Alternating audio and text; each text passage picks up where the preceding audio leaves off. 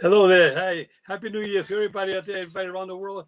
Thank you for tuning in on the Joe Cortez Talk Show here in Las Vegas. And we got our friends all over the world watching today. We got my co-host, Juanita Kapp.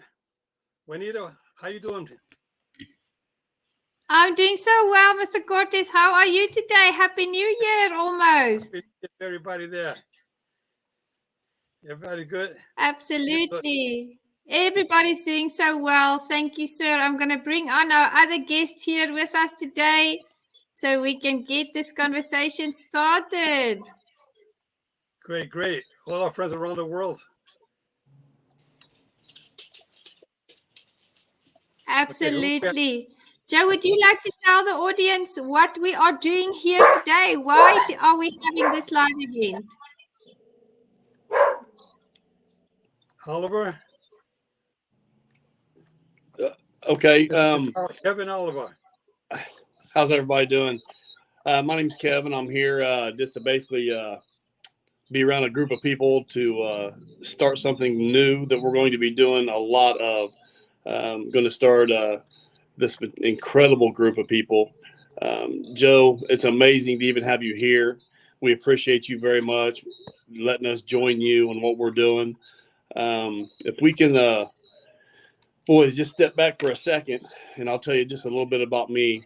I'm here to talk about awareness, which is one of the biggest things in the world to me because I lost two of my sons in 21. I lost Kevin Joe Oliver to fentanyl, the biggest killer in the world from ages 18 to 46. So we advocate a lot about fentanyl and stopping fentanyl and how we're going to basically help people get clean, how to put them in housing, how to do some things that a lot of people aren't. And that's working with parents to talk to their kids because everybody's dying of fentanyl. Kids are taking things that they don't even know what they are.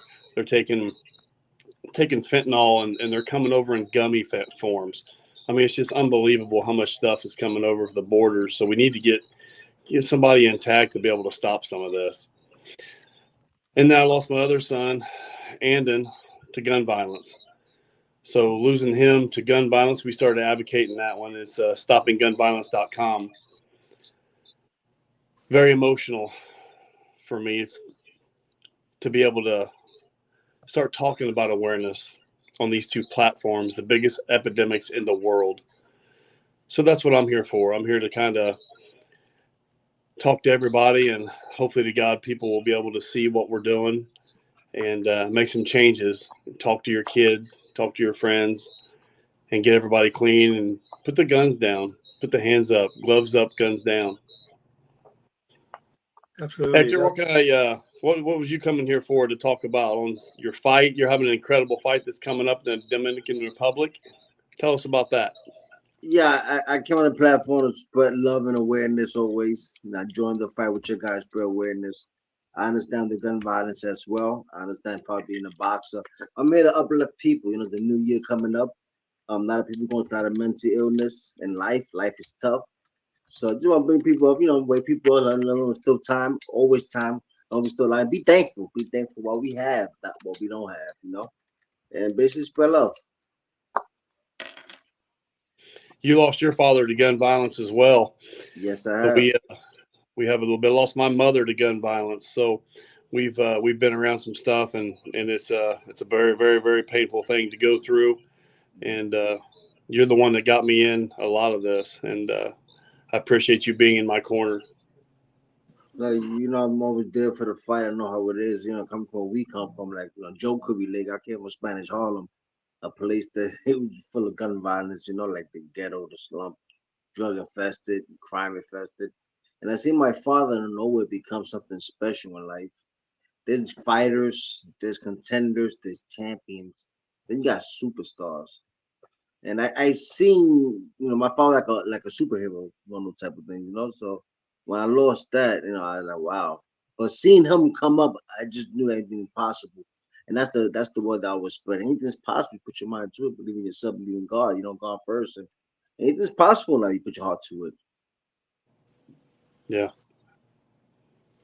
So it's all about uplifting people. You know, all I can do is spread love. You know, come being a former champion in boxing. You know, that time comes and goes. I think my other colleagues here, could relay other guys that's on, Ritch, anybody else. That shine goes, life go by fast. That span go by fast. At least in boxing, we don't have no retirement fund, no 401k plan. We have nothing. You don't need a college. You don't need no degree to go in there. Like nothing. We come from the slumps and get used and pushed on it. And very seldom a fighter after they retire do anything with themselves. It's like 95% of fighters, 90% in the broke. That's what it is, So anytime I get the platform to speak about boxing, this beautiful sport, but the ugly business side of it, I spread that on, Fight young fighters, educate yourself in the game. Those type of things I talk about, things that I've seen and witnessed in boxing. So. Nice. Shannon, tell us about you, my friend. That's had the most fights of anybody on the planet today that's alive. That's incredible. Tell us about it. Hey, guys. Thanks for having me on. My name's Shannon the Cannon Ritch, 8-time MMA world champion. And Kevin's right. I have more MMA fights than any living fighter on the planet. I got 237 professional fights, 8 world titles. That's not counting kickboxing, Brazilian jiu-jitsu, Lethwei, or Brazilian jiu-jitsu and Muay Thai. I mean, if it's a combat sport, I do it. I'm the current bare knuckle boxing international heavyweight world champion with a record of 26-3, 26 wins by knockout. I'm a SAG actor. I wear a lot of hats. I'm a defensive tactics instructor for the CIA, the SWAT, the FBI. I do a lot of things, man. And 2023 was a crazy year, but it was a good year. I got to meet Kevin Oliver. I got to meet Juanita. They just got engaged, so I want to say congratulations on your engagement. 2024 is going to be an amazing year. We've got, we got to make 2024 the best year that it's ever been, and that's my goal. And what I want to do is I just want to give a smile to everybody because a smile is contagious. If you smile at somebody, it's contagious, and it's gonna get everybody to smile. So that's what I want to do. I want to go out and I just want to smile to everybody. I got a big film coming up. It's actually with the help of Kevin and Juanita. I got picked to be in a pretty good role playing a mob boss, and I can't wait for 2024. It's the acting career is definitely blossoming. It's coming bigger and bigger, and I can't wait to be the next Jason Statham action star. Nice. That's about the drive. Love it. Well, I'll tell you guys that it is an honor being with you guys here today. With me here from Las Vegas now, living in Las Vegas for the last 31 years. And I tell you, being a New Yorker, born and raised in New York, from parents from heritage of Puerto Rican, and here I am in Las Vegas, and I've retired from boxing as a referee, but I was a professional fighter myself, and I was a Golden Glove champion in New York several times, and national champion. But my thing was that I got into the Boys Club, and thank God that I got involved with the Boys Club, because the Boys Club kept me on the right track, and I met a fighter by the name of Gaspar Indian Ortega, who had 185 professional fights. He fought them all. I mean, he fought the best fighters in the 50s and the 60s, and he got me on the right track. Got my brother also to be a fighter and kept us off drugs and the gangs and all that. So when I was 12 years old, I got introduced to boxing. Then I started boxing when I was 15, and that really opened the doors for me. And I've been in boxing my whole life. So I was a referee for 4 decades, or a little over, 4 decades as a referee. And it was an honor for me to travel all over the world, being able to see and learn different cultures of people all over the world. And I've seen a lot of kids. I've seen third world country, how people are growing up. So we put the show together, and with the program that we're going to be doing with Kevin Oliver and Juanita Kapp, it's going to be and Hector Camacho, we're going to be talking about how to get these kids on the right track, because we've seen it all. We know what's out there, and we're going to try to prevent these youngsters from going on the wrong way. Now, we have a lot of ideas, a lot of projects that Juanita and Kevin and I have been talking about lately.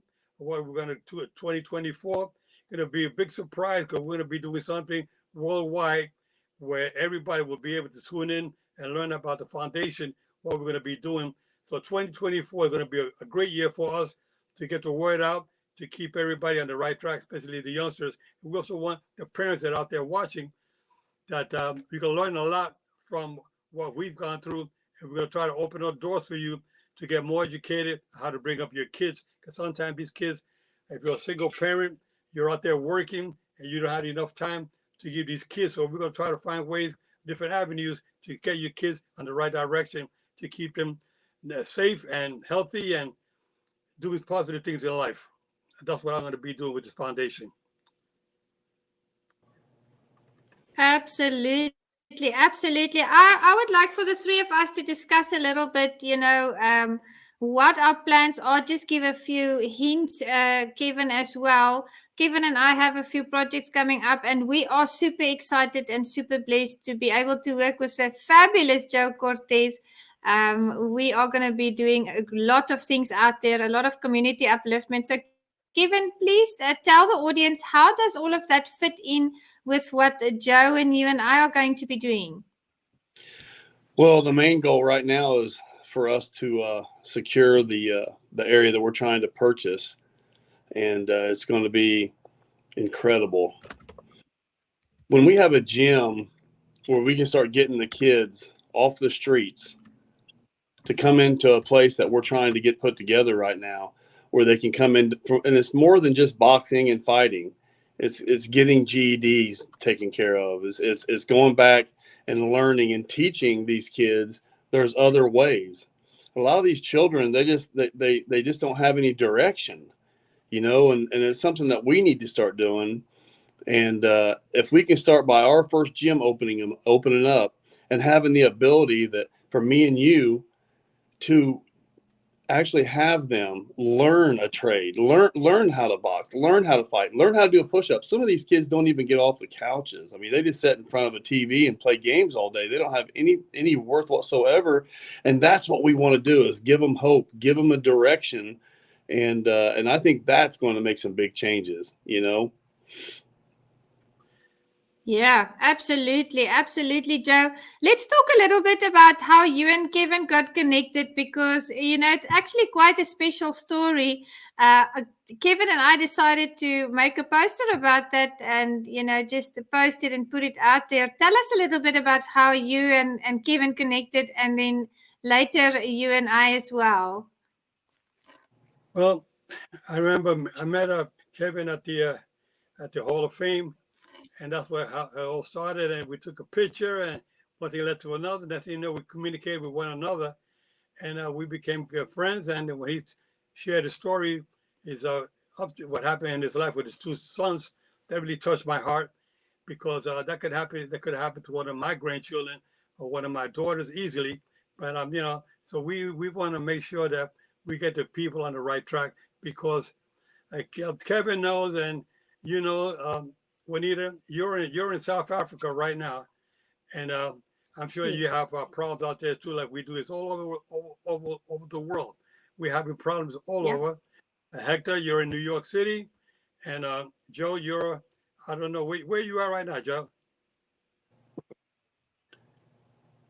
Joe is actually in I think so. Tennessee. And then Shannon, I believe he's in Arizona. Okay. So, but there's problems all over the country, all over the world. And with this foundation that we're putting together, we're going to try to educate everybody out there. We're going to try to get as many people worldwide to be part of the foundation. They can subscribe and be part of our group, so we get the word out there. We're going to be helping each other, hand in hand with each other. We're going to having a weekly talk show on the Joe Cortez Show, where we'll be able to get out there and talk with them, with Kevin, with what you've gone through. I mean, it's been unbelievable. But you met a beautiful young lady who's part of your life now. It's a blessing. Yes. You guys got married 2024, which is a good thing. Yes. And God works in mysterious ways. And sometimes we need people to guide us. And I tell you before that your two sons are watching over what you're doing. They're guiding you, helping you, and keeping us strong. They're making sure that this foundation works for the betterment of the youth around the world. Right. When we talk a little bit about awareness, when you stop and start looking at some of these numbers, it's just mind blowing. You know, the biggest killer in the world that's taking more of our children, killing more children than anything, is gun violence, is kids killing kids. It's just unbelievable the amount of 13 and 14 and 15-year-olds that are going out and taking lives.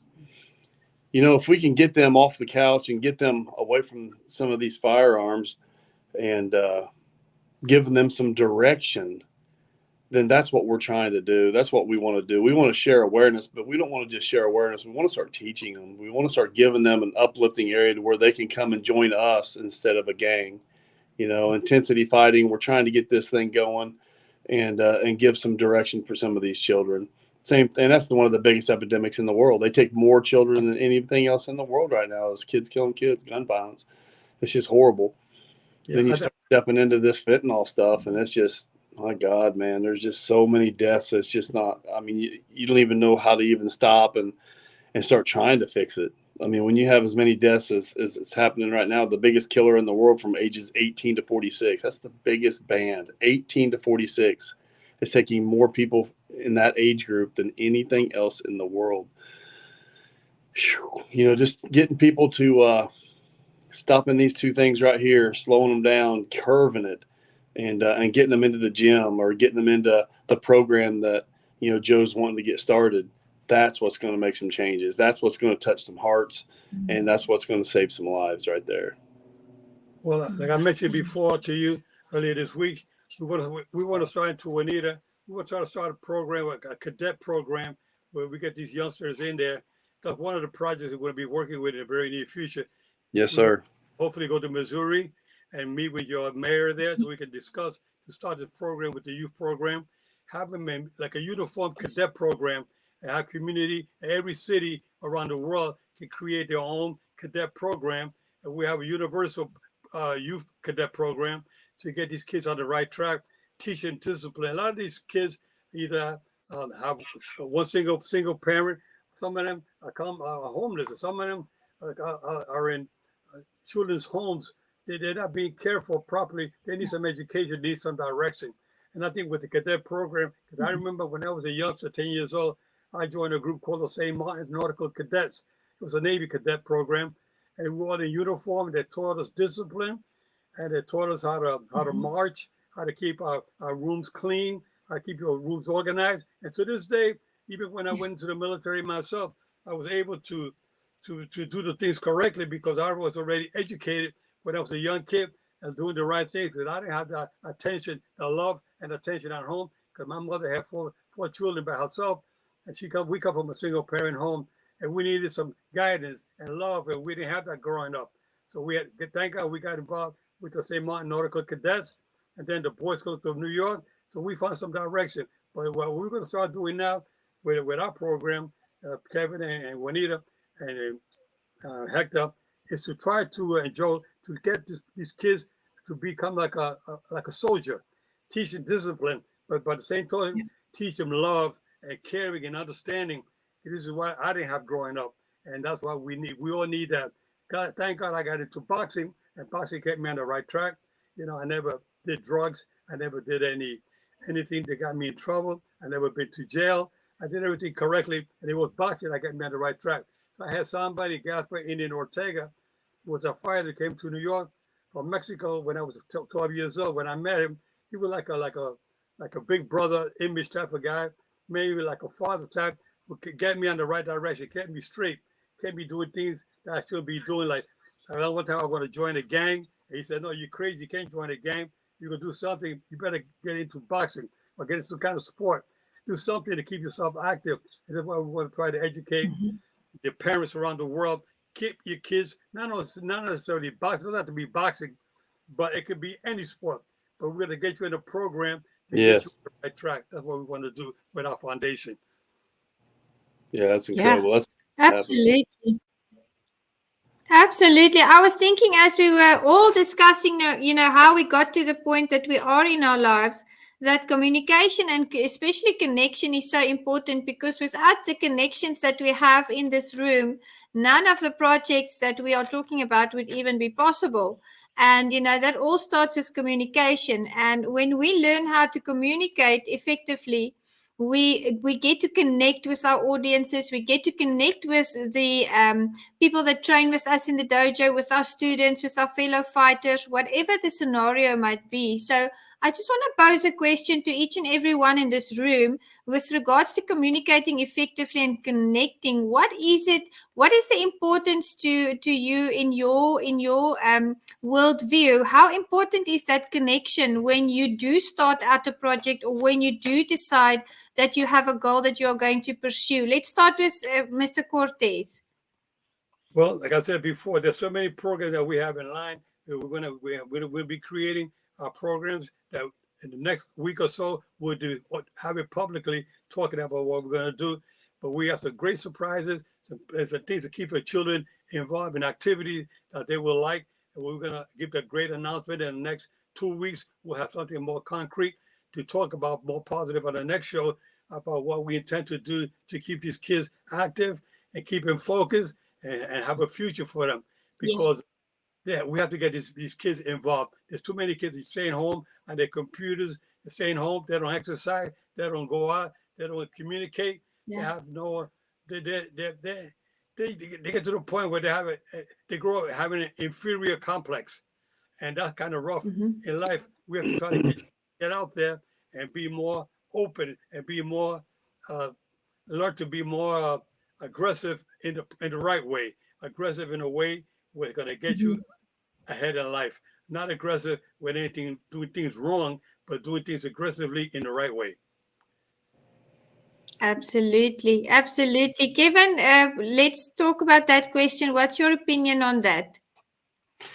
Well, I mean, I'm virtually the same thing as he is. It's just getting them to start something.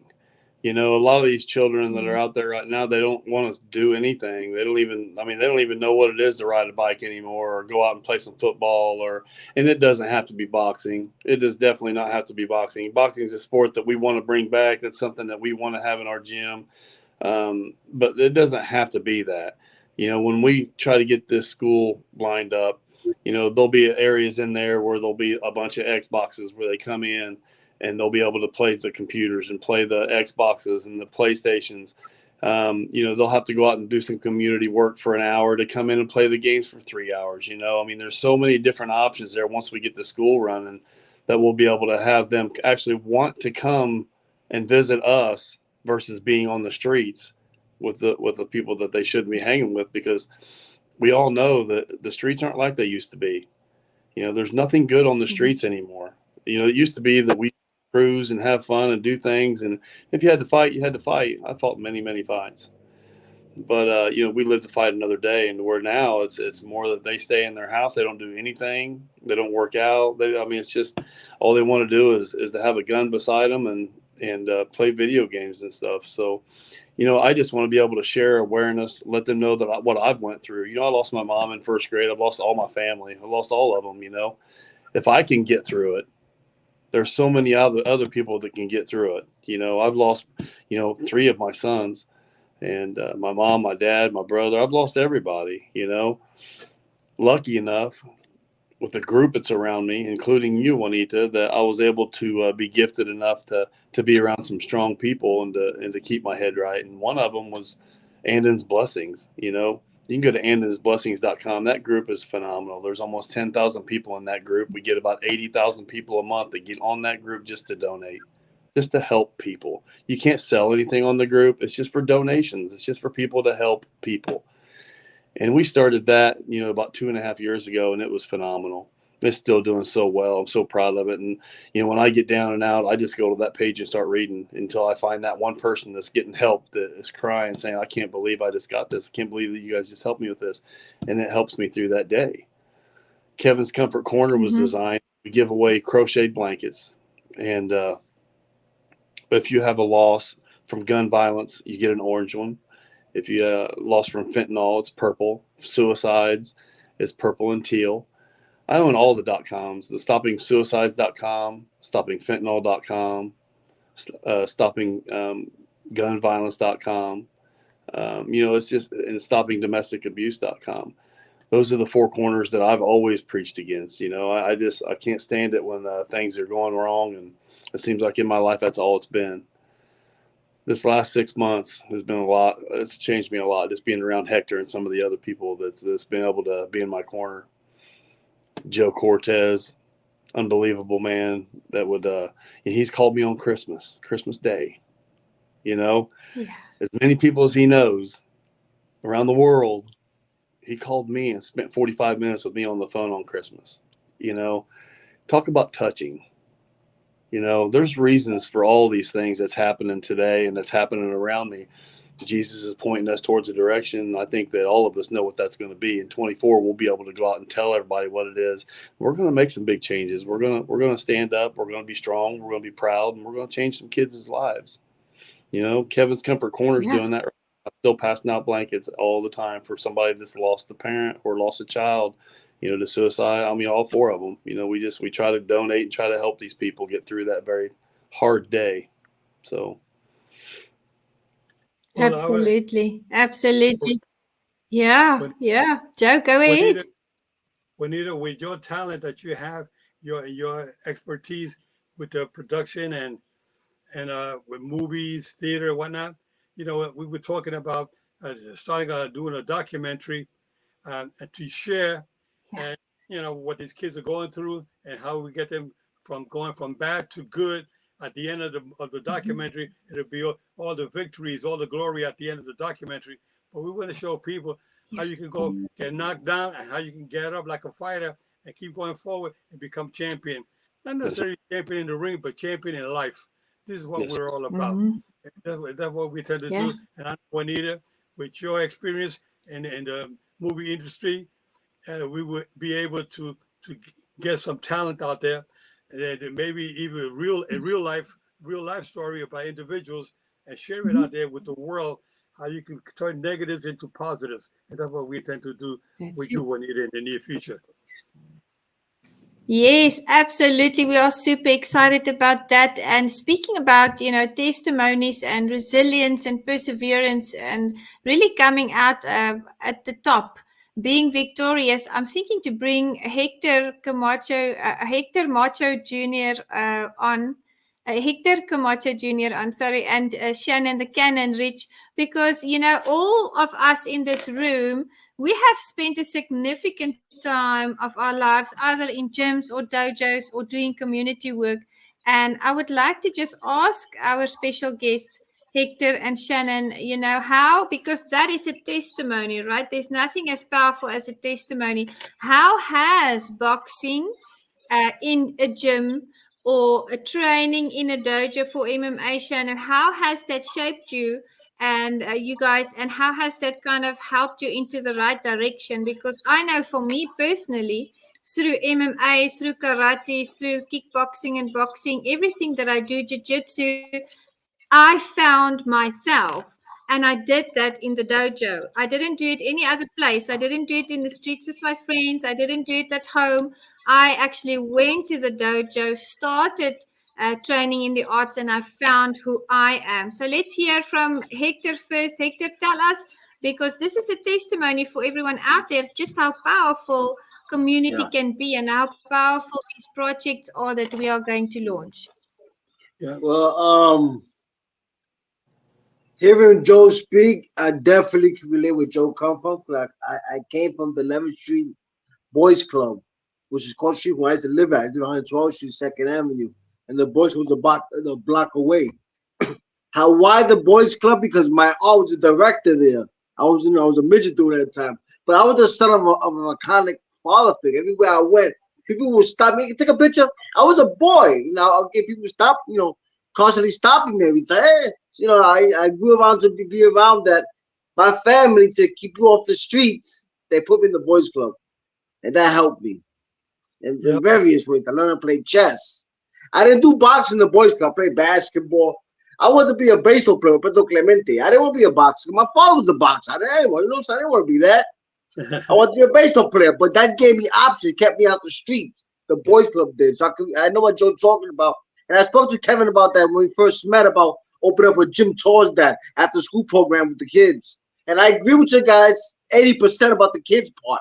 But it starts with the parents. Yeah. Whenever parents home, we got to attack them. Because that's where they see the shit from. That's where they see the stuff from. Yeah. That's where their behaviors from, their environment. So it's about educating the parents more, the people more. Bringing awareness, spread love, not hate. Just educating, talking to them, you know. When it comes down to that, man, when it comes down to the kids and we can't beat that, fellas. It could be a hard time. That's a hard water to do. Take out the kids' hands. We gotta just be creative with what's there. You know, when it comes down to it, we can't beat that, man. It just, you know, we living in a tough world. It's getting tougher. Yeah, we go protect the kids, but not every kid's gonna be a boxer, like you said. But definitely, being from New York City, I couldn't be able to go outside. Had a tough grandmother, small little Spanish grandmother. You don't know what that's like. Joe, no, a small Spanish grandmother, like 4 foot, and she's the toughest one anywhere. So you know, I grew up around females. You know, I grew up around females, 4 females. So I couldn't do something. I was Hector Camacho Jr. So I couldn't do so much, you know. But the sports I recommend to any parents. You play sports all day, football, baseball, basketball. You kids come home, they tired. They don't want to hang out. They don't want to do nothing. That's how we beat the system and keep them off the street. Educate them. Instead of scolding, listen more to them. Hear them out. That's right. They ain't their best behavior when they in front of us, but we don't know our kids when they're in school or what they gain out there. So we got to protect the surroundings as much as we can. Yes. As much as we can. You can't leave 2 boys together in the bathroom. They end up kissing. We have to protect our kids, man. I mean, it's like, you know, we live in tough times. Like, you know, even we have a boys club, it might have a problem in there in the bathroom. That's just the real things we facing in life, you know. Just awareness, you know. Yeah. Spread love, you know, and understand what's going on in this world society, you know. Think outside the box and listen more. Let me tell you, Hector. You know, I referee your father several times. You thumb him in the eye, Joe. My father was pissed. I love you, Joe. I love you. Yeah, when I referee Hector, when he fought Felix Trinidad, and I refereed Mike Tyson 8 times. I met Mike Tyson when he was 13 years of age. Damn. He came up to me in New York, and never thought that you know he ended up being one of the great heavyweights of all time. I got to referee Mike Tyson on 8 occasions. And I'll tell you that it's always been an honor for me to help out these young folks out there. You like your father. He came from 100. He lived at 116th Street and 2nd Avenue. And then the Boys Club was 111th Street between 1st and 2nd. That's the Jefferson Park Boys Club. And that's why I started when I won my 3 championships out of the New York Golden Glove was out of the Boys Club of New York. You know, and then when I won the Nationals, when I won the Easters, and when I won the Spanish Club, I was part of the Boys Club of New York. So Spanish Club. But we need more of that today, and that's why we're going to be with Kevin and Juanita and Joe and yourself. We're going to be getting together and putting a program to go forward and put these kids on the right track, because they definitely need some guidance. Sometimes the parents have to be educated as well, because the parents are too busy working. They don't have time to give direction to the kids, and the kids are lost. If they go to school, or sometimes they take off to go to school, don't go to school. They play hooky. They're out there not going to school. They're not doing drugs. They become the gang members and whatnot. And it all comes from direction you get at home. But if your parents are not giving it to you, that's why we set a foundation to try to help out the youth out there. We want to help out the parents. You know, so it's not going to be just for a youth program. We also want to educate the adults on how to do it the right way. You know, sometimes we got to go through difficult times ourselves to learn, but we learn from our mistakes and become better. I was fortunate enough to learn from different experiences in life and dealing with good people out there. I stayed away from, like I said, I stayed away from the gangs. I stayed away from drugs. I just kept myself clean, and I learned how to not lose my temper. But when you lose your temper, you make a lot of mistakes, you know? And that's why in boxing, Hector, you know, we're in there fighting. When I was a fighter, we try to get your opponent upset. When he gets upset, he loses his head. And you know what? Now he opens up. Now he can't focus. That's where we capitalize. It's like a chess game. We make a mistake. You open up, and that's right. The fighter. So in life, that's what happens in life to individuals. We got to try to educate them. With Kevin is the school that we're going to open up the program, have a GED program to get these individuals that dropped out of school, get them back in there, get the high school diploma, so they can have something to look forward to. So it's not going to just be sports and boxing. It's going to be education, get your GED while you're going to our program as well. And we hope to be doing that with Kevin in Missouri in the very near future. Now, Yes, absolutely. Yes. Shannon is huge on helping the children and doing what he's doing. That's one of the reasons that me and Shannon the Cannon got together when I first met him through Joe Mack. And I mean, he's super big on stopping suicides. You know, I own stoppingsuicides.com, and that's something that me and him instantly hooked up on. So he's something I'd like to talk to you a little bit, Shannon, about what you used to do and what you still do consistently to help the children and going to the schools and talking to people like I have. I know that you've done a lot of that. Tell us a little bit about that, please. Well, first, I wanted to say that kids nowadays, they join a game because they're pretty much a single family. They got a single mom or a single dad or raised by a brother or sister, and these kids are looking for a family. That's why they join these games. And my thing is, I joined the gym, and my gym was my family, my coach, my instructors. That's what we those are the people that were my family, and then the people I trained with, other students, they became my family. So that was my gang, and that's what kept me off the street. And it's great to have instructors, and it's great to have friends that you make, but we need mentors. The gym or the school you're building is going to be full of mentors where these kids can actually go and learn from adult people who have been there, done that, and can give them life experiences, because we need mentors. The kids are, the kids right now, they don't know how to be men. The women don't know how to be women. These kids are stuck in their room playing the video games, and they're really not connected to the world. We need to teach fundamentals and rules and consequences and choices, and let these kids know that they're cared for, that people care for them. And that's my whole thing is, man, I care about these kids.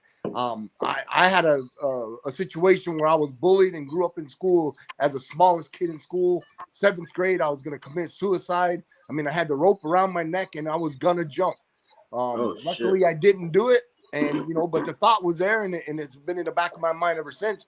So I'd like to go and I talk to these kids, the anti-bully assemblies all over the country. I talk to them about suicide awareness, because when I was growing up, when you were growing up, Joe, the kids beat you up, and they took your shoes and they took your lunch money. Now they get on social media and they shark attack you. And if you don't have a certain amount of likes, or if you don't get enough shares, and somebody didn't watch your video, and then you didn't wear the right clothes, everybody jumps on you. And the social media is gone so much out of hand. We need to take that away from the kids and tell them one-on-one, talk to people face to face. Quit texting and quit. Let's do something constructive where we could talk face to face and let these kids know that, hey, if you go down this one road, this is what's going to happen. If you go down this one road, this could happen. With me, I went into martial arts. I went into Brazilian jiu-jitsu and karate, and I became an 8-time world champion, traveled the world. And my life is it's pretty good. I'm not stuck in that one 2-bedroom trailer that's out in the dirt road in the middle of cotton fields in Coolidge, Arizona, growing up in the middle of the reservation. I escaped. I got out of there. And that's what these kids can do. I don't care if you're from a small town. It doesn't mean you are small town. You can become anything you want to be. But it starts with the mentors. And I love the school idea that you have, because you're going to be bringing in world champions, world-class people from all different aspects, martial arts, wrestling, karate, boxing, everything. And they're going to have mentors that they can look up to and ask these people real life questions. And what Joe Cortez said is 100% on the money, on the button. We need to have discipline, show these kids, I love the fact that he was in a cadet thing where they were in the uniform. They had a set of rules. You had to make your bed every morning. I mean, the kids don't have discipline anymore. And that's what they need. Everyone needs discipline. They need to have a goal, and they need to reach that goal. And how you're going to reach it, you're going to have mentors to help you. There you go. I tell you exactly. I agree with you 100%. What you're talking about, because I learned a lot of that when I was young. I was blessed that I was able to join the cadet program, St. Martin Nautical Cadets, out of Upper Manhattan, and then also the Boys Club.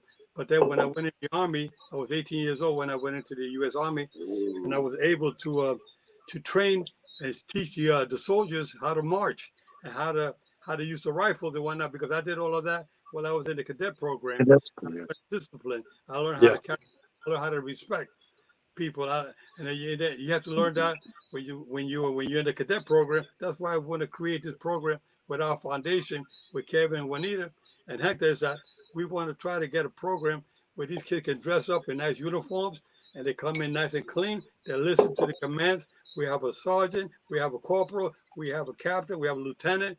We have them all part of the ranking system that we're going to give them, and they get rewarded as they go along. So they learn to be good, solid citizens, like I did.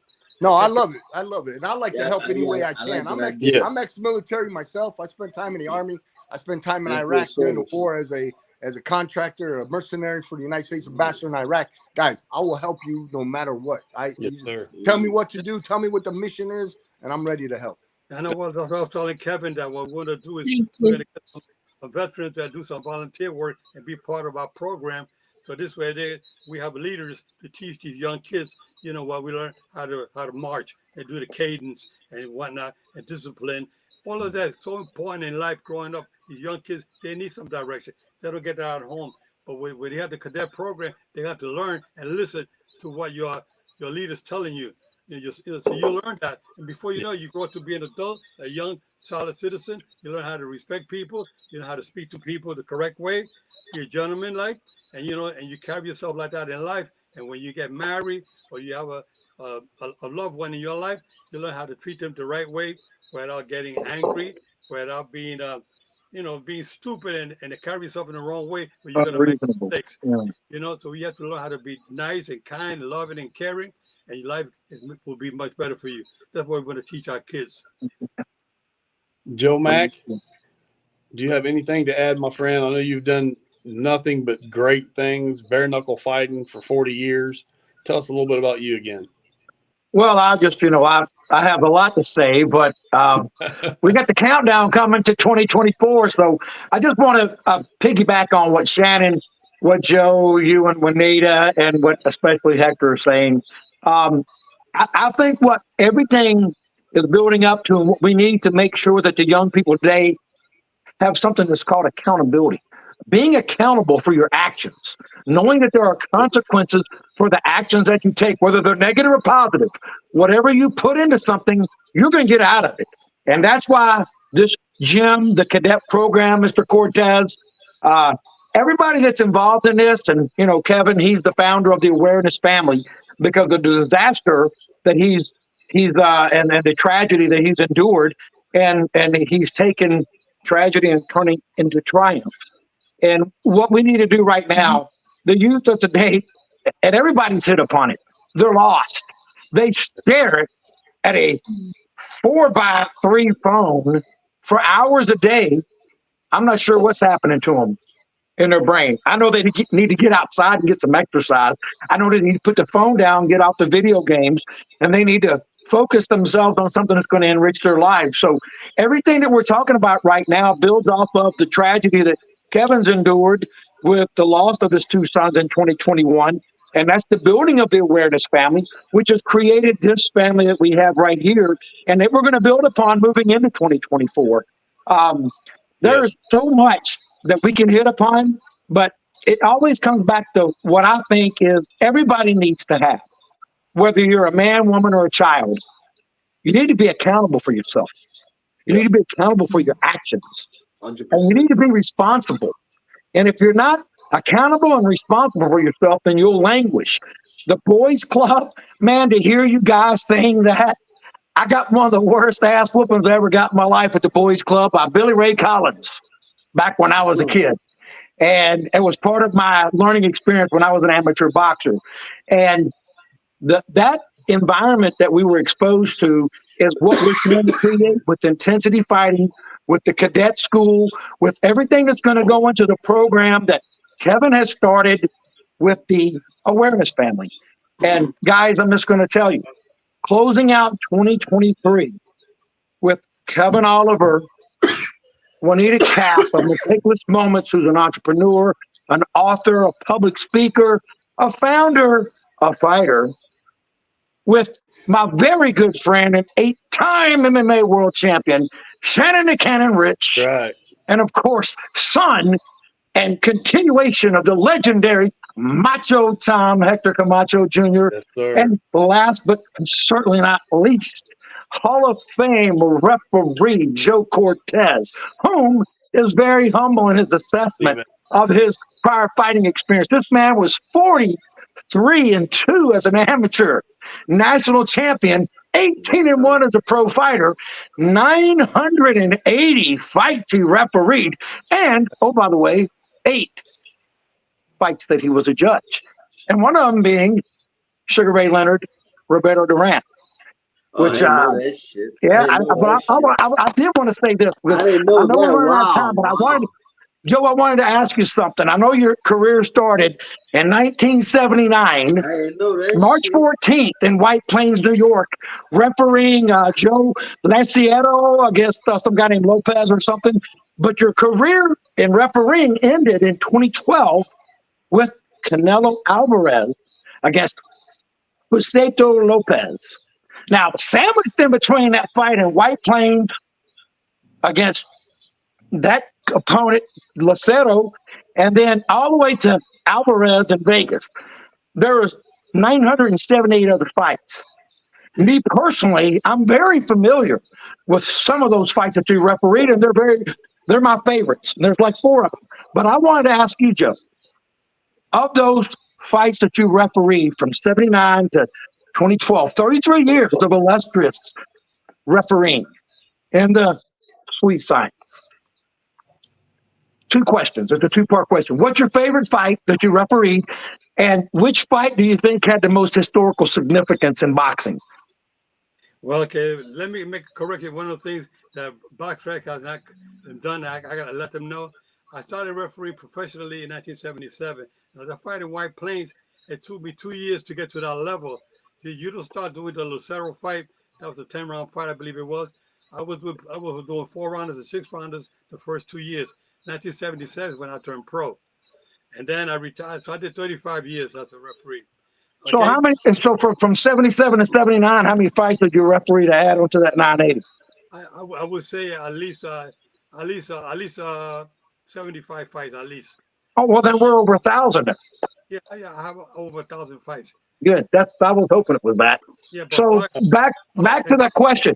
2 questions. What's your favorite, and what you think is the most historically significant fight? I have both the answer for both of those. We have to hurry. Well, Yeah, we got 10 minutes. One of my favorite fights was when Roberto Duran beat Iran Barkley for the middleweight championship of the world. 1989. That's right, 1989 in Atlantic City. Slugfest. And I remember Iran Barkley had just knocked out Tommy Hearns, and Tommy Hearns had knocked out Roberto Duran before that. So nobody thought that Roberto Duran at the age of 35 had a chance, and he ended up winning the middleweight championship of the world on a split decision and put Barkley down with a combination in the 11th round. And I remember that was one of my favorite fights, because that fight, every round got better and better. There was hardly no clinching in that fight. It was action-packed. You got to watch that fight on YouTube channel today. Every round, I watched it with my pops. Every round, I was like, somebody's getting knocked out this round. It was a slugfest for sure. It was. And of course, one of my other great fights was I had an honor of, there's so many, because I refereed 176 World Championship fights. But I can tell you that one of them stands out. It got to be when I felt like honored when I refereed Hector Camacho and Felix Trinidad and myself. There was 3 of us here in Las Vegas, and it was an honor for me to do that fight. I said, here's 2 great Puerto Rican champions in the ring, and myself as a referee, Puerto Rican myself, to be in here with these. I think it was an honor. Wow, that's true, yo. That's true. Yes, sir. Hey, Joe, you're historic.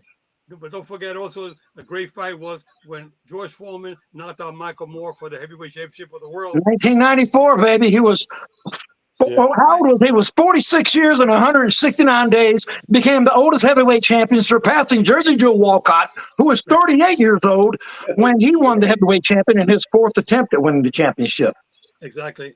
Thank you for that, Joe. That was beautiful.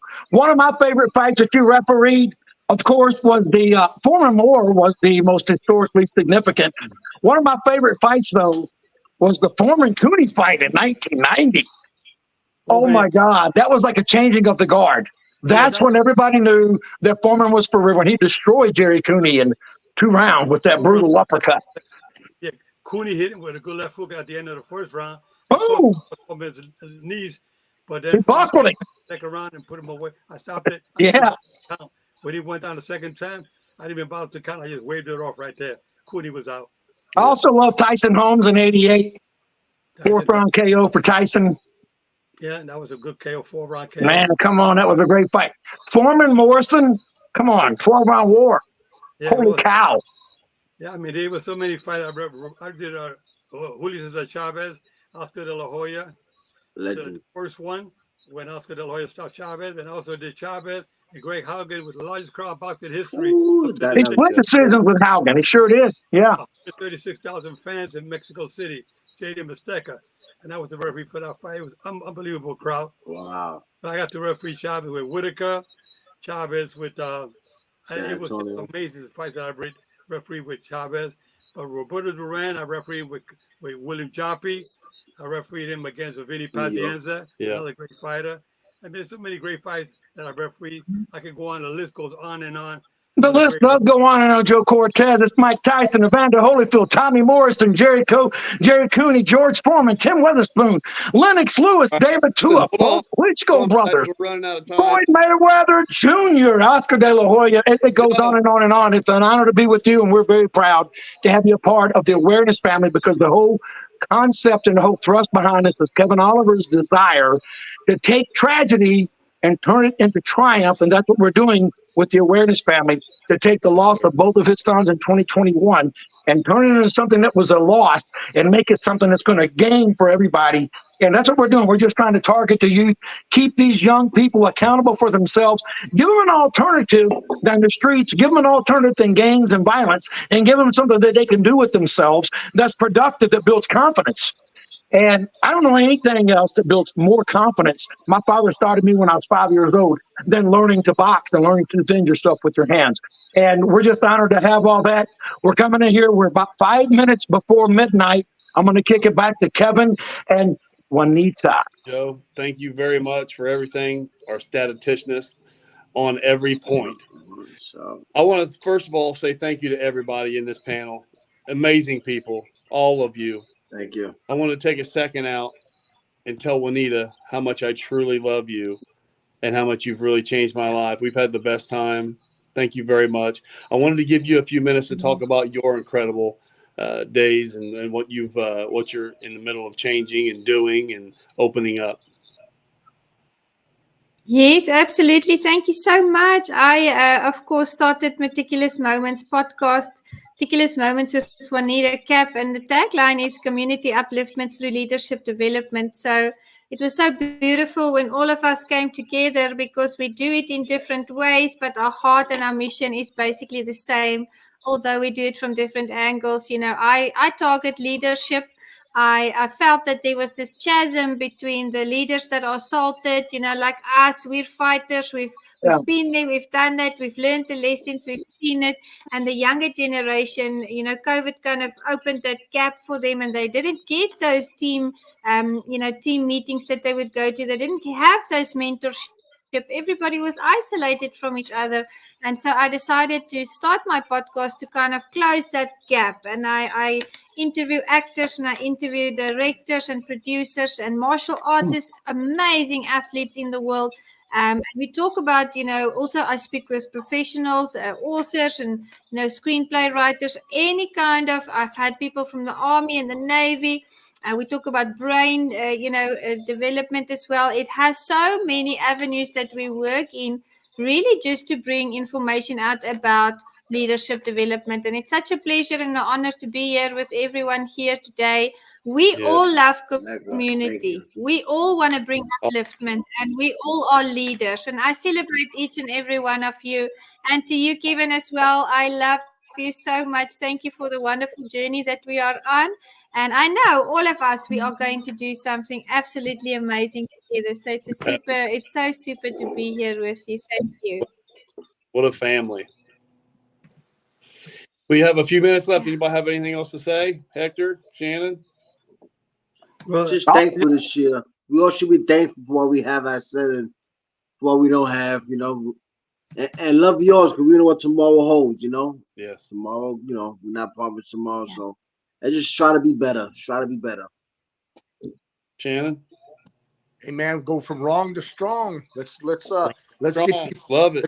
let's get these kids motivated and give them something to look forward to. You know, and I'm here to help any way I can. 2024 is gonna be a good year. Joe Camacho, it's great seeing you. Hector, I mean, it's awesome, man. I'm a big fan of your dad, and I'm gonna be a fan of you. Hopefully, I can come down to Puerto Rico and watch you fight. I'd love to watch that. Mr. Cortez, man, I'm sitting here like, man, I'm sitting here with Mr. Cortez, dude. I watched you so many times on the TV that I'm a huge fan. So you know, I'm sitting here going, wow, you know, I appreciate you guys coming on board. Big Joe Mack, you know, I love you, man. Come on, brother. You know what's up. Appreciate it.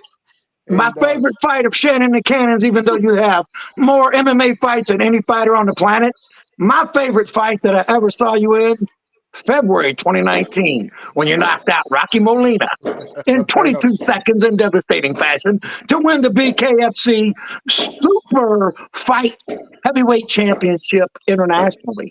And guys, I just want to say, Hector, your dad's favorite fight for me was when he fought Edwin Rosario in Atlantic City in 1986. That fight right there, that solidified your dad went on a tear after he won that WBC lightweight championship.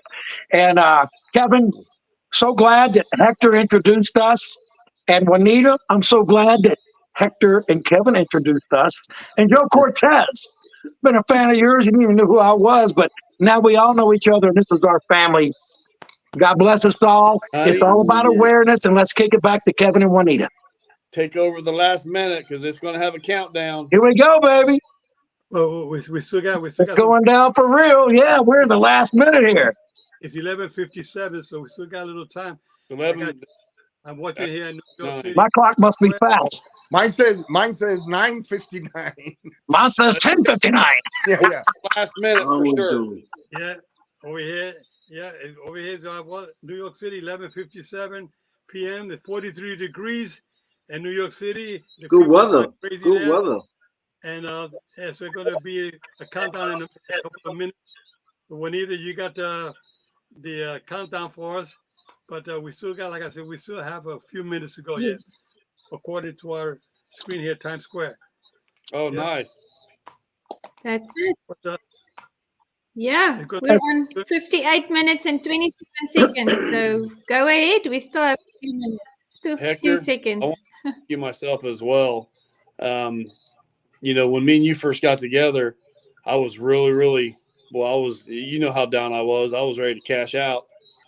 Thanks to you for pulling in there with me, man, and having all those late nights and everyday talks and the things I needed. That was a lot of stuff, man, that helped me get to the next day, you know, so thank you for that. I say thank God that God put me in that heart, you know.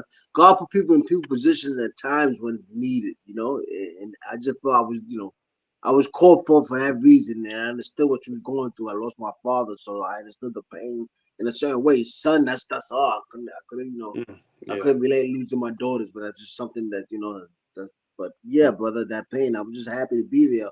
That's what, you know, that's what I try to do for others. You're trying to spread that love and be there for genuine, be there for the person. Right. And we need more people like that to be there for each other, you know, just community, you know, stand up. That's what we don't have them as a community. I don't know where you guys are, you know, where each and every one is from, but you know, back in my days, it took a community for us to be raised. I couldn't do too much because Miss Anna was looking at me across the street. Like, we respected people nowadays. We lost respect. So, you know, going back to that, we need again. You know, just, you know, push what's our time? Huh? What's our time? It's Macho time for the countdown, guys. It's macho time always. Macho time, baby. Macho time. Always macho time. What's the countdown? Talk to me. What's the countdown, baby? We can start, guys. Let's start. Kevin, you. Let's all start together. 10. 1, 3. 9. 2, 1. 9. 10. 9. 8. 7. 6. 5. 4.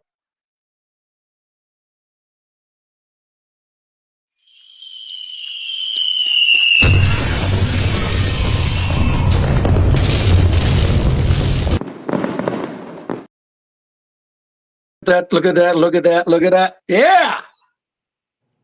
That was Welcome to Joe 2024. Cortez. Blessings. Happy New Year, guys. Thanks, fellas. I love all you guys. I love you, baby. Thank That's you. a pretty good Thank show. you, Kevin. Off your hip. And I want to say Hector, to our please. viewers out there, I want to say to our viewers out there, please listen to tune into our show every week. We'll be giving you a date coming soon. Probably next week we'll start with the shows, and it'll be the Joe Cortez Show. We'll be talking to you on the Joe Cortez Happy Hour Show every week. It'll probably be on Friday, but we'll give you a certain time and date in the very near future. We leave that up to you and Kevin. Okay, guys? You take care. God Love you bless. all. Happy 2024. Happy 24. Well, everybody, Keep your we're guards going to up kick at all ass in times. 2024, y'all. The Awareness Family coming alive. Intensity Fighting Gym, Bare Knuckle, MMA, and everything in between. Love everyone. Have Much fair love. but not firm. Keep your guards up at all times. Hey, keep swinging and never surrender, baby. Hey, you got it. Bye. Bye-bye. It's the fair but firm. Ha ha.